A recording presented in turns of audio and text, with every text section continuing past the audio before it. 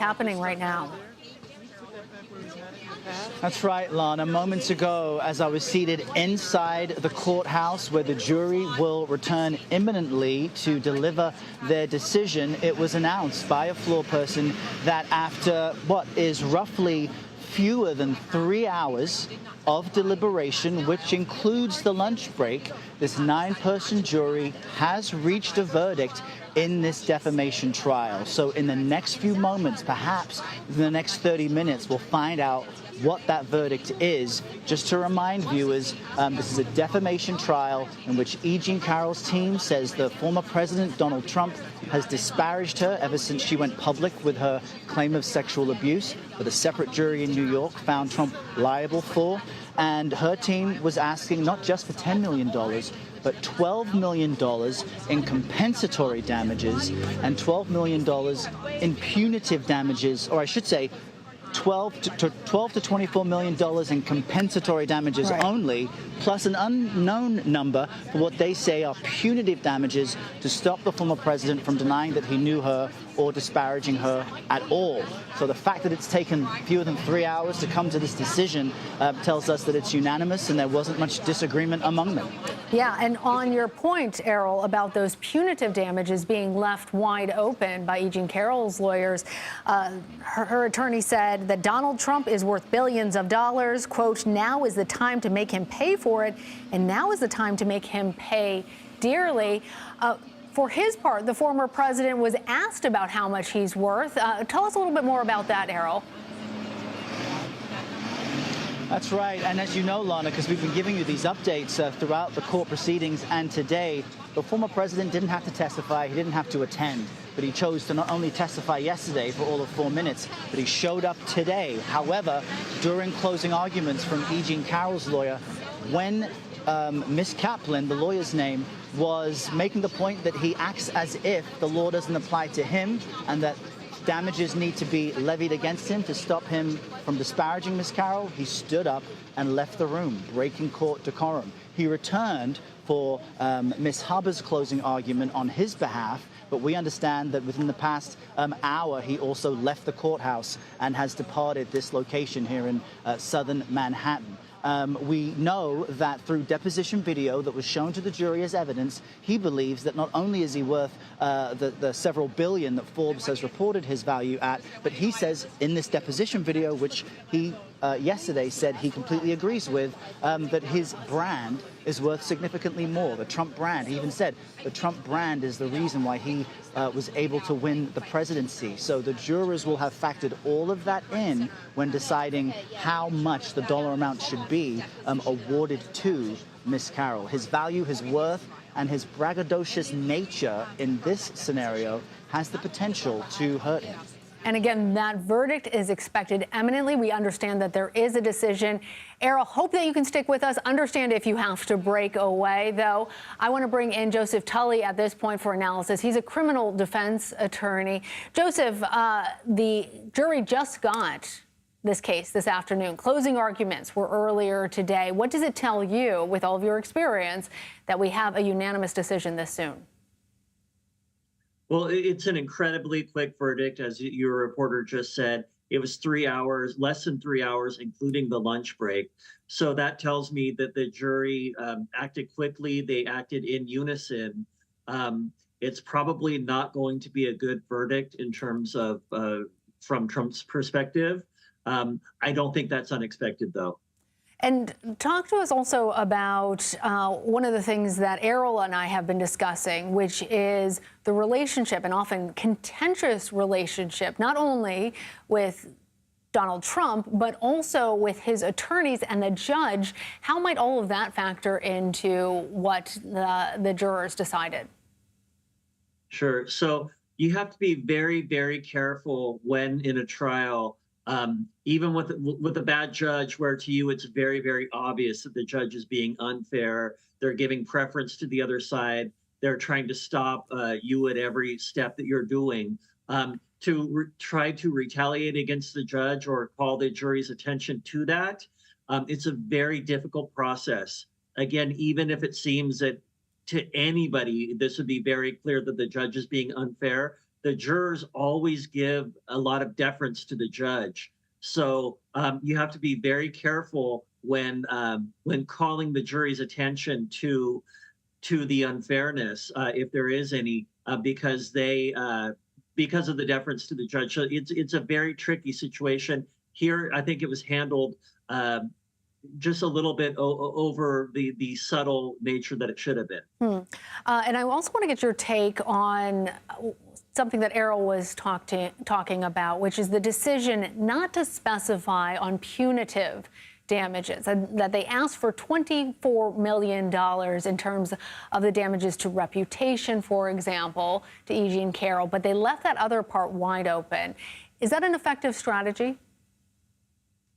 I think so. To me, that means they felt very confident that they didn't want to give a number because they felt that they didn't want to give the jury a limit. So if you feel very confident in your case, where you think where you're going to have a windfall, where the jury's going to give you a windfall, then you don't give a number because you think, well, if I give number X, then they might feel that they're limited to that. But if I don't give a number, they might give a number that surpasses my wildest imagination. That, to me, is what I think the strategy was. I want to put a pin in that for a second and see if Errol Barnett is still with us outside of the courtroom. Errol, are you still there? Yes, Lana, I can hear you. We're just about to get the dollar amount that the jury appears to have awarded Miss Carroll, but we're going to wait for our teams to confirm the exact numbers. I can read to you the specific charging document. Yes. So the very narrow questions that we've discussed that the jury simply has to answer. I'll read it to you as follows, and those numbers, as I'm telling you, are just coming out from our team now. The jury has been tasked on this verdict form to answer very narrow questions. The first question, Ms. Carroll suffered more than nominal damages as a result of Mr. Trump's publication of the June 21st and 22nd statements. Yes or no? That's all they had to determine. Then, if yes, they had to insert the dollar amount of compensatory damages that they award other than for the reputation repair program. So if it was no, they write $1. If it was yes, they give a specific number. They also are asked, if yes, insert the dollar amount for any compensatory damages you award for the reputation repair only. So one for damages as a result of the comments and another for reputation repair. The continuation for question 2 is that the jury had to determine, in making the June statement, Mr. Trump acted maliciously or out of hatred or ill will or spite, vindictively or in wanton, reckless or willful disregard of Ms. Carroll's rights. They had to determine whether that was yes or no. It goes on for the third question. In making the June 22, 2019 statement, Mr. Trump acted maliciously, out of hatred, ill will or spite, vindictively or in wanton, reckless or willful disregard of Ms. Carroll's rights.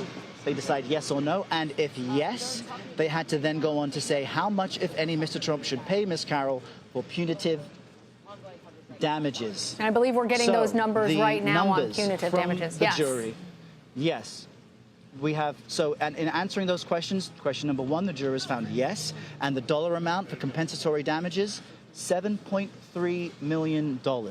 On the second aspect of that question, dollar amount for compensatory damages they award for the reputation repair program only, they determined $11 million. Moving on to the third component, here we go, is that $65 million? $65 million, yeah. In addition for punitive damages. $65 million for the punitive component. The grand total, rough math on the back of a napkin here, it seems to be $83.3 million that this jury just unanimously decided former President Donald Trump must pay for the defamation he levied against writer E. Jean Carroll. A staggering amount. This is all coming in real-time breaking news for us. Carroll, appreciate you bringing it to us as it is happening. Given that you have been following all of this, obviously we expect that we will hear something from the former president at some point, but is this a surprising number? More than $80 million in damages to E. Jean Carroll in the second trial. Well, it's relatively stunning, Lana, unless you think about all the things we've been reporting each day during this trial. The jury has decided, after seeing everything, the testimony from Miss Carroll, the character witnesses that say that, yes, her reputation was damaged, the evidence, the professor who said it would cost $12 million to repair her reputation, and also all of the fireworks we spoke about between Mr. Trump, Judge Kaplan, Miss Hubbard, his lead attorney. The jury did, in fact, find that did color Mr. Trump's character. And so they feel that based on what they've heard, that not only does Miss Carroll deserve the $65 million to repair her reputation, but in total $83 million to stop Mr. Trump from getting in front of cameras, from making posts on Truth Social as it relates to Miss E. Jean Carroll at all. Evidently, they did not appreciate, did not like, it did not work in Mr. Trump's favor to have that braggadocious clash with a federal judge during these quite serious proceedings. And so everything we've talked about in the past few weeks seems to be relevant in what this jury has ultimately decided. Very interesting, Errol, that the jury came up with $18.3 million in terms of her emotional distress, her repairing her reputational damage, so close to the $24 million that her attorneys were asking for. And then on that big question mark about punitive damages to try to get the former president to stop, $65 million. I'm going to head back over to Joseph Tully, our criminal defense attorney and expert on this. We were just speaking, Joseph, about that punitive damages number and that big question mark that E. Jean Carroll's team left the jurors with. What do you make of that $65 million and a total of $83.3 million overall? It's a very significant number. It's very, very big. In breaking down this, just to give the language common sense attributes, 7.3 in compensatory damages. That means, you know, if I burned your house down and your house was worth $1 million, I owe you $1 million for destroying your house. But if now it would cost $11 million to rebuild it, then that is reputation or repair damages, and that's 11 million. And the 65 million is in punitive, and that is just what it says it is. It's punitive. It's to punish someone. It's not really tangible. It's more of an emotional reaction. It's nothing really scientific. This is the jury coming up with a number saying that they believe will fix the situation, or that the defendant deserved for willfully going through with this conduct. So it's basically, stop, this is what you get, don't do it again or it's going to get worse. That's what punitive damages is. All right, I'm going to bring in now CBS News congressional correspondent Scott MacFarlane. He is following this for us in Washington. Scott, in addition to following this case, there are several other cases that the former president is currently dividing his time between. How does this factor into what is a contentious presidential race that he is in for the Republican nomination at the moment? Possibly a contentious general election race, and this overall question about January 6th, the legitimacy of elections and the transfer of power, given that the former president is embroiled in all of these legal challenges. I think what's most interesting, Lana, is that this trial was on either side of this week's New Hampshire primary. And it wasn't that the trial interrupted the campaign. It's the trial was a component of what Donald Trump seems to be doing on his campaign, going to courts, airing grievances, making cases to the media, that he's the victim of weaponized court challenges, weaponized civil suits, or weaponized prosecutions. You saw the theatrics that we've talked about over the past week. Trump today walking out during closing arguments by E. Jean Carroll's attorney. Trump in a huff, saying things under his breath, being chastised by the judge during the course of this week, all of it being noted, all of it being reported, all of it being a component of Donald Trump's big argument, which is that he is a victim. So The jury has made its voice heard. $83.3 million in damages. That's the payment Donald Trump would have to make. But also, this is a consistent theme Donald Trump's going to have in the criminal cases that await him. He argues he's the victim of a politicized prosecution here in Washington for January 6th, in Florida for the classified documents, in Fulton County, Georgia, over 2020 election conspiracy allegations, and right back there in Manhattan in the DA's prosecution of the alleged hush money payments. All of this isn't just an interruption of the campaign. It is synthesized right into it for Donald Trump. And I'll note this, Lana, the very moment this verdict was announced, Donald Trump's campaign team sent out a press release criticizing Nikki Haley about her border policies. Interesting. Well, and that leads to my next question, Scott, which, as I'm writing this down, trial, trail, 5 letters, the same 5 letters. And it's interesting to see how the former president is using, as you say, one to fuel the other. Does this ultimately help him or hurt him? Each time he walks into a courtroom, there seems to be an argument that he has a fundraising fire hose that can be opened, that he can generate, galvanize his base, generate campaign donations, but also just rally the troops as he tries to win back the White House. No small feat. I think it's noteworthy, though, especially in this context. You're looking at the doors of a federal courthouse, and you're looking at the doors for a reason. Cameras are prohibited inside. Donald Trump's audience in there was somewhat invisible and inaudible. He could be heard and seen by reporters, but not heard and seen by the public. Some of that changes.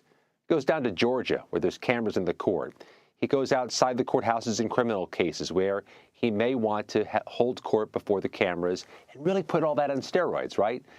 Get himself more attention and lean into that argument that he believes all of this, the civil challenges here, the criminal challenges elsewhere, are targeting him unfairly, and that is so much a thesis of his candidacy. All right, Scott MacFarlane, thank you so much. As you can see from our screen right there, we are looking at the very front of the courthouse. We are expecting E. Jean Carroll, the writer who has now been successful in her second case against the former president, Donald Trump, to emerge at any moment. Of course, if she or her lawyers speak, we will bring that to you live. As Scott just told us, the former president exited the courtroom upon hearing that there was, in fact, a verdict. So we're not expecting to hear from him, at least from this doorway. Though, again, if he or his legal team speak anywhere, we will be monitoring that for you as well. We're going to head back over outside of that courtroom to Errol Barnett, our CBS News national correspondent. He is joined now by Graham Cates, our CBS News investigative reporter. Gentlemen, you've both been following this trial. Graham, tell us a little bit more about what you have learned, a little bit more about the color of what was happening inside court. Sure. As Scott mentioned, this was one of the few moments during this whole trial when former President Trump wasn't in the room. He had previously taken a day off in order to attend his mother-in-law's funeral, but shortly before the verdict came in, he did take off from the courthouse. We began to realize just what the verdict might be when the judge looked at the verdict sheet and said to the foreperson, I just want to make sure the M on these answers, that's for millions. And that's what everyone realized. You could see the defense attorneys' heads kind of droop a little bit, and then they read out the figures. And that $65 million in punitive damages, the attorneys had said, that's the number that you're supposed to come to a figure that will make former President Trump stop saying defamatory things about Carroll. And now I guess we're going to see, is this number enough, or potentially do we go through this again? Well, on that question about going through it again, Graham, this is the second time that a jury has awarded E. Jean Carroll damages following the former president's defamatory remarks and, as that last case determined, sexual assault against E. Jean Carroll, who you can see right there in the sunglasses. We expect she's about to start moving outside of the courthouse. Again, if she starts speaking, I'm going to interrupt you, gentlemen. But how does this verdict, the $83 million, compare to what E. Jean Carroll received in the last case?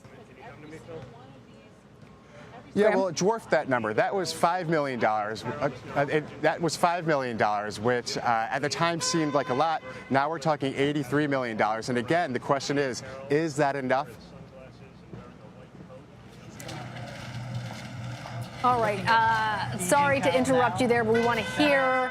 We see a very smiling E. Jean Carroll there. We want to hear if she says anything. Let's listen.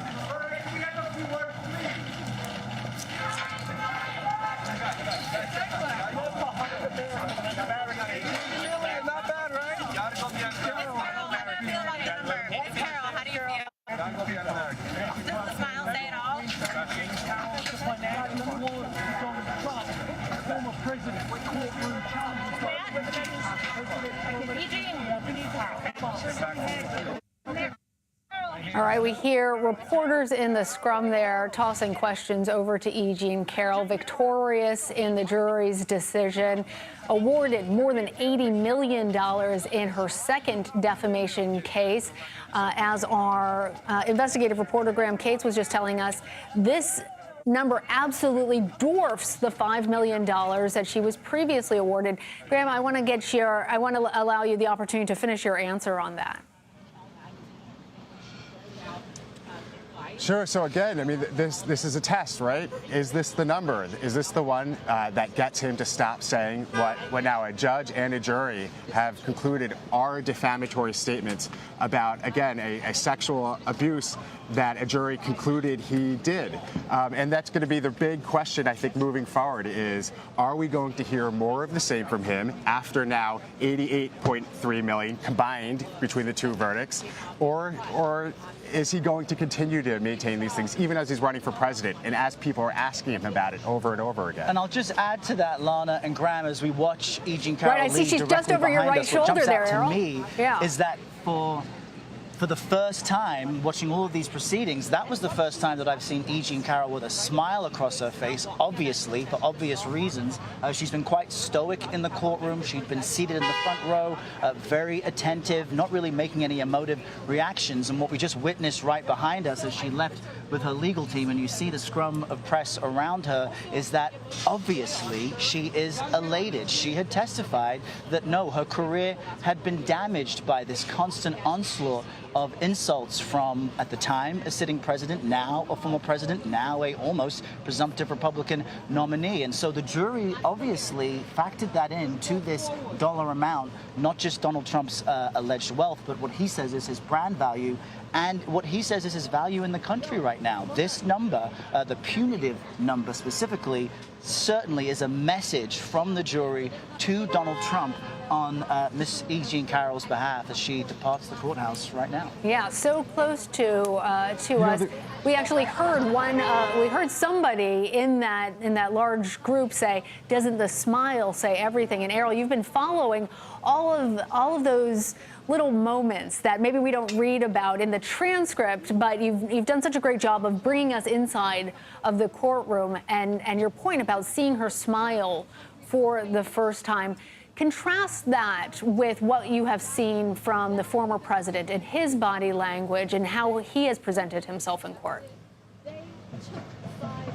Well, as Graham can attest to, it's still jarring to this day to see a former president in a federal courthouse facing trials, period. And as we've mentioned, Mr. Trump didn't have to be here, but he decided to be here, he thought, because his presence would make a difference. But once again, he didn't seem able to contain his real-time reactions to the judge, to Miss Kaplan, Miss Carroll's lawyer. In fact, it was this morning's closing arguments as Miss Kaplan was literally laying into him, saying he just can't help himself, he can't control himself, he thinks he's better than other people, when he stood to leave, which in many ways, I think, made her point in front of the jury. And so it has been remarkable to watch, Graham. You've seen many of these things, and Mr. Trump seems to think he can make a difference by showing up. Yeah, over time we keep seeing him in court now more and more, and you've really seen a big change in his behavior where in the beginning, when he first came to court last April in a different case, he was kind of deferential to the judge and the process. And now as proceedings are going on, you can hear him speaking, you can hear him kind of shouting out sometimes. He's shaking his head a lot, emoting a lot. So there's a big change in his behavior. But one difference with this case compared to all of the other proceedings that he's been to in the last year was the jury watching him the whole time. And that's something, that moment when he got up today in front of the jury during the closing arguments, that was a major moment. The judge actually called attention to it and said, we will note that Mr. Trump has left the room. All right, gentlemen, stay right there. We're going to continue following all of this.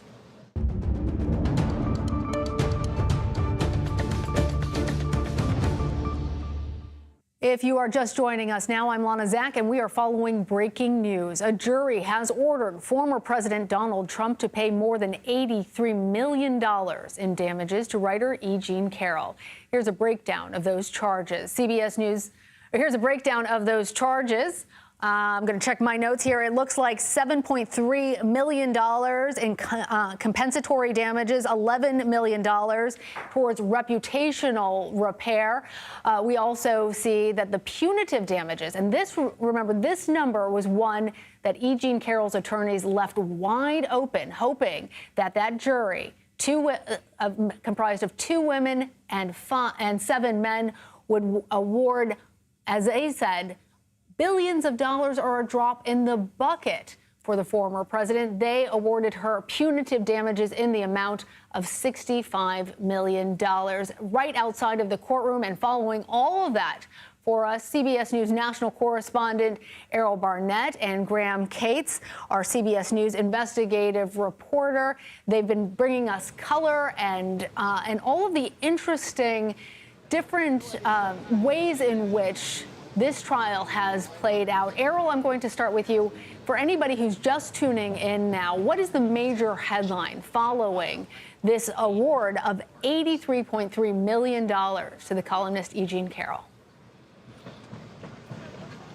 I think the headline here is that a jury here in New York found that comments Trump made as president as it relates to E. Jean Carroll and her then claim of sexual abuse have come back to bite him, and come back to bite him big time, to the tune of $65 million just for punitive damages. That's that component of this ruling. And I want to call your attention, as Ms. Kaplan, Ms. Carroll's lawyer did, the last sentence of her closing argument echoed the phrases that President Trump made from the White House when he denied the allegations. The final thing the jury heard from Ms. Carroll's team was that now is the time to make him pay for it, and now is the time to make him pay for it dearly. Because when Trump denied that he sexual assaulted Ms. Carroll, he said that it was made up and that people like that who make up sexual assault allegations should pay for it, and that they should pay for it dearly. That was the evidence. That was central to the punitive component of this case. And now that the jury has decided in total that Ms. Carroll should be awarded, what, $83 million, the key question now is, will this work? Does this stop Donald Trump from bringing up her name, from denying that he knew her, and from saying that she was just seeking money? That now remains the open question for a man who proved that he couldn't keep his composure in a federal courtroom despite a previous ruling worth $5 million from a civil jury here in New York that found him liable of sexual abuse and defamation. So quite a stunning development here. And Graham, what of that question? Where does the former president go from here? I think that's what we're trying to find out, right? Is if by tomorrow, which is what happened the first time, if by tomorrow he's repeated something similar to what's already been ruled to be defamation, then it's entirely possible that we come back here again next year, because that's kind of the precedent that's been set at this point. They were saying, their pitch to the jury was, choose a number that will make him stop saying defamatory things. And now we all have to sit back and see, will he stop? And the thing that's really complicated about that is he's running for president. So along the way, people are going to ask him about the sexual abuse finding, about the 2 defamation findings, about the combined $88.3 million across the 2 trials that he's now been levied as penalties for his defamation and the sexual abuse. And he has to figure out how to respond to that without creating more defamation, or he can keep doing what he has been doing, according to Carroll's attorneys and according to 2 juries now at this point, which is continuing to defame her. And I think that's really a big question coming out of this. And, you know, we just watched Caroll leave, and we saw her smiling widely with a a horde of media taking pictures of her, and it was almost a mirror image of what happened just last year when she won that first verdict. And she talked about that during this trial, how by the next day he had already committed what she considered more defamation, and it was like to her, like her world was once again turned upside down. So we've seen now this happen twice, the exact same images of her walking out happy with the verdict, and now we have to see if he changes his behavior. And on that point, I was going to say, on that and Lana, point, we can now look at the new statement from former President Donald Trump, who has just said, after leaving the courthouse early today, quote, his reaction to this $83 million judgment, quote, absolutely ridiculous. I fully disagree with both verdicts and will be appealing this whole Biden-directed witch hunt focused on me and the Republican Party. This is Donald Trump's statement after this massive ruling. He goes on to say, our legal system is out of control and being used as a political weapon. They have taken away all First Amendment rights. This is not America. What's left out of that statement, I noticed, is nothing, Graham, about E. Jean Carroll herself and her initial accusation. Exactly right. He didn't deny it. He didn't say he didn't know her. So maybe, I mean, in this first statement, maybe there's some effect from a little bit different from what we saw from the former president immediately after that first trial. Thank you, gentlemen. CBS News congressional correspondent Scott MacFarlane is also following this from Washington. Scott, on that point about the former president's response, you saw how he responded that very first time. How does this seem different for you? And knowing the president as you do, what do you make of his statement? Well, a few big takeaways from the former president's statement. First of all, he issued it moments after this verdict came in. He could have stayed quiet for a while and reviewed it a little deeper, but there's three big takeaways. First of all, the statement, as you see it on your screen, doesn't mention E. Jean Carroll by name.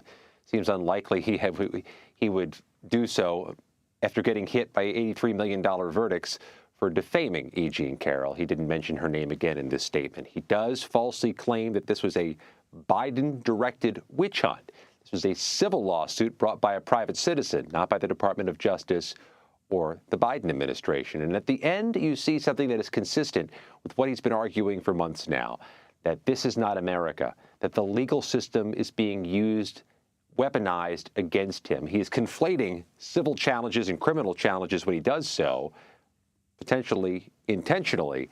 But this is part of his campaign. He is making headway, winning primaries as a candidate who is airing grievances and using his legal challenges as fodder for campaign material. It appears that won't change based on that statement. And Scott, remind us how all of this plays out there on the campaign trail. And is there any difference between this E. Jean Carroll case, which accuses Mr. Trump of sexual assault and defamation, versus some of these other cases which are more political by their very nature? The civil case here is quite a contrast from the criminal cases, which don't end with dollar signs but end with prison terms. But will this impact the former president politically? There's been no indication of that whatsoever. This trial literally happened during the New Hampshire primaries, the same week in two different states. The jury issued its verdict, but so did the voters in New Hampshire, giving Donald Trump a double-digit win in a Republican primary with a well-funded opponent. So it appears Donald Trump isn't terribly concerned about political ramifications to all this.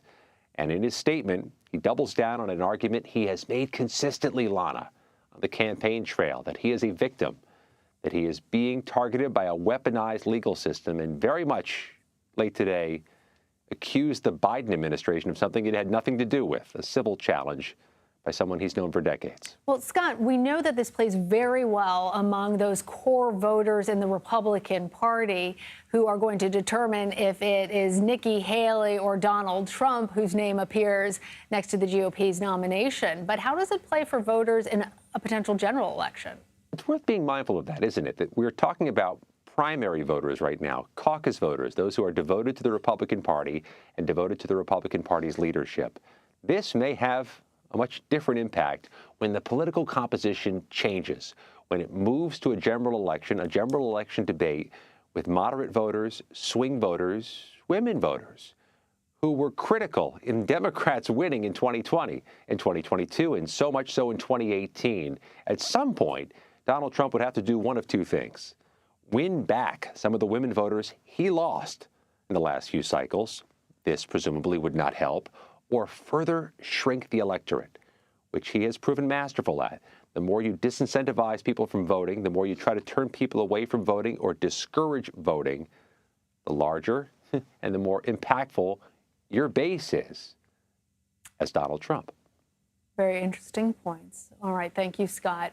I'm going to go back on over to Joseph Tully, a criminal defense attorney who has been with us as this verdict has been read.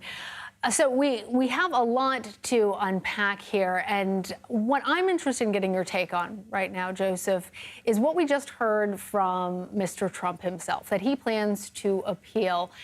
And that difference in his statement this time, not naming E. Jean Carroll specifically versus the last time, which led to arguably the second trial.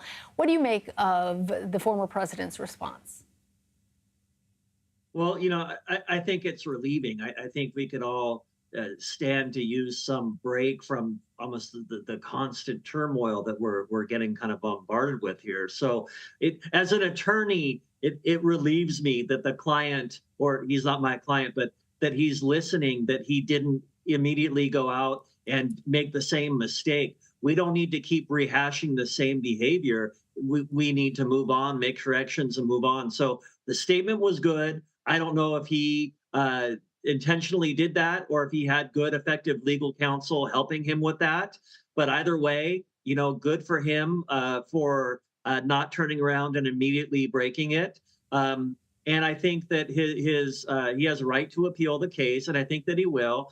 And I think that strategically, his legal team will take the longest time possible to do the appeal process. So kind of delay it each step of the way. I think delaying the appeal and delaying an ultimate payment here, if there is any, will be beneficial to him.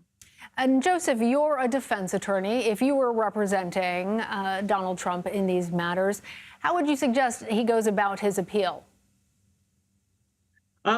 So appeal everything. He has the resources. He has very talented attorneys. He would need to appeal both jury verdicts here, the first trial, the second trial. He would have to appeal the verdict. So you can appeal the rulings for the judge that the judge made during the trials, rulings that the judge made previous to trial. And you can also appeal the amount of the verdicts and say that, they're not reasonable and have the appellate court adjust them. And again, the longer this process takes will benefit Donald Trump the more. So I think that a long, slow kind of marathon approach, it's a marathon, not a sprint. Taking that approach in the appeal process would be beneficial for the client. It's a marathon indeed. All right, Joseph Tully, I want to thank you, as well as Scott McFarland, Graham Cates, and Errol Barnett. We are going to take a quick break. We are, of course, going to have additional reaction coming up on The Weekender at 7 p.m. Eastern. We'll follow all of these and bring you updates as we have them. Coming up next, though, on CBS News, the latest out of the ruling from the World Court. This is CBS News.